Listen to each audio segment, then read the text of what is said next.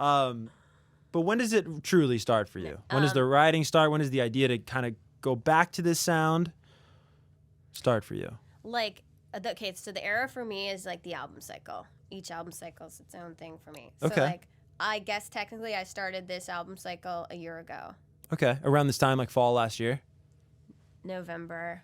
Yeah, mid-November. Oh, wow. Oh, you know like the exact time. Oh, I know everything. Was there this big, I know. I have a calendar. I write everything in it. I do. What was like the catalyst moment for you? So like Last November, I should say. Like, how do you know it's last November?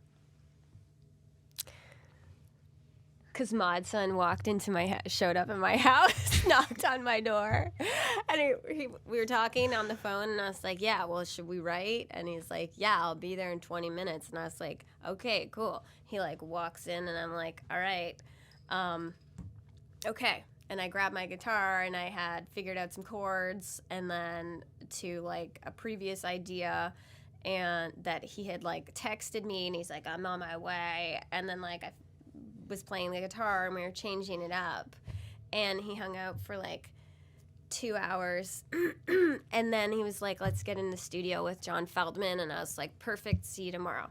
That's when it all started. But it really started with when the pandemic began.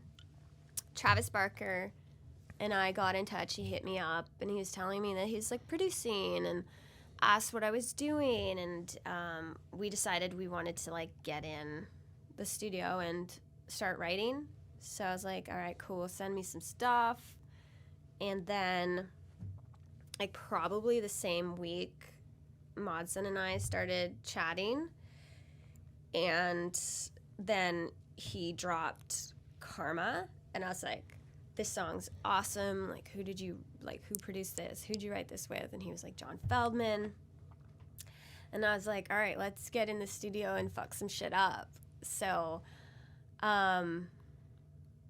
everything kind of just sort of like organically started. Like, I didn't have a manager. I didn't have a record label.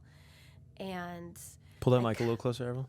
I didn't have a manager and a record label, and I sort of just was talking to my friends in the industry and like hanging out with these guys and got together with them. So basically I went over to John Feldman's house with Modson, and we like wrote and recorded like 2 songs in like one day. It was so much fun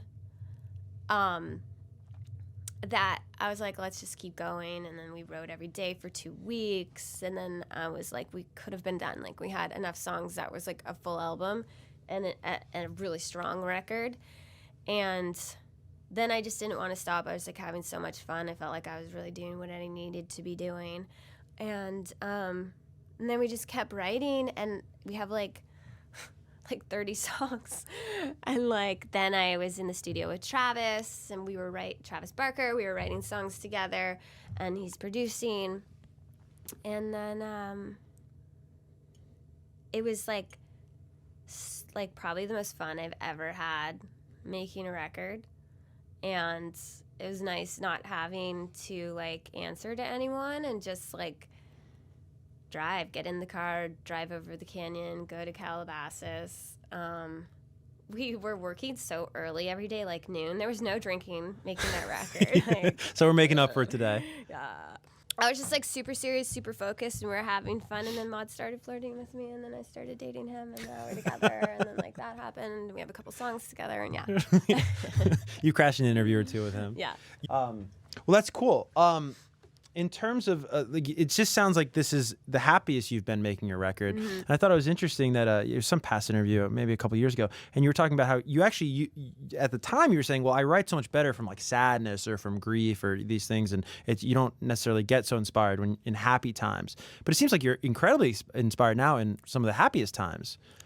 When I started the record, I said like writing sessions really turn into therapy sessions, and you're just like, I don't like talking about like super personal stuff, like, but I do. Like, I really open up for the songs and with who I'm working with. So I said to the guys, I was like, oh, I am so over love right now. Like, I feel like I've had the wind knocked out of me.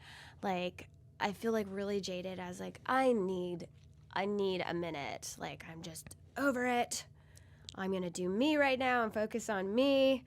And then I was just like, love sucks. And then I wrote the song called Love Sucks. And that was like sort of like the beginning stage, one of the beginning songs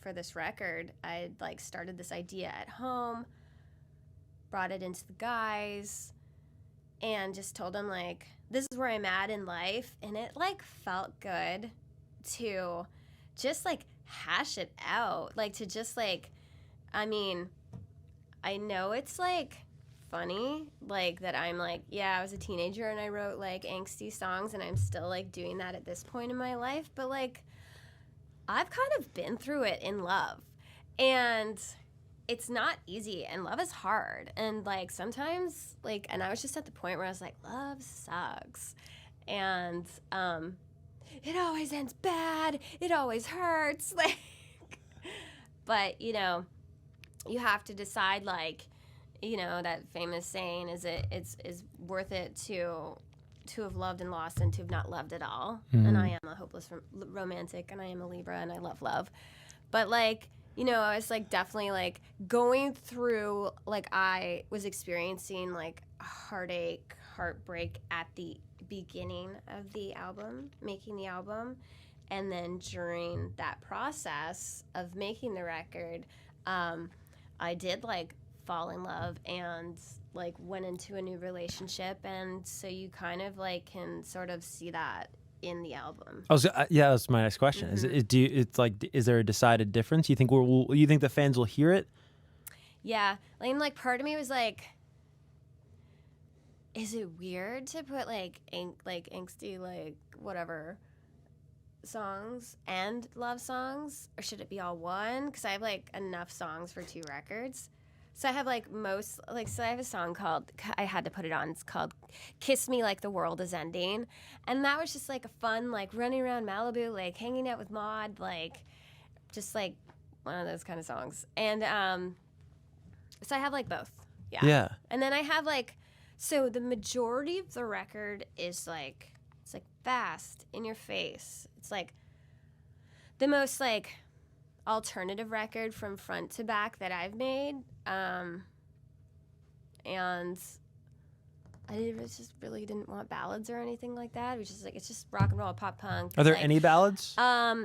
There's like one that I wrote solo, and like I didn't even want to put it on the record, but the boys made me because they love it. It's called, am I allowed saying all the album titles? Why not, right? It's called Dare to Love Me, and that's a song that I just wrote by myself at the piano. And it's,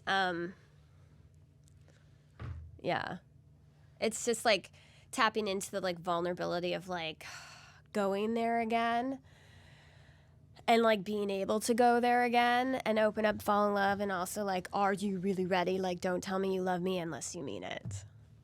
Was that scary to go there again? Mm-hmm. Yeah. Oh yeah, definitely. In all seriousness, are there records on this batch, these 30 songs, are there records that are like your all-time favorite? On this album? Yeah.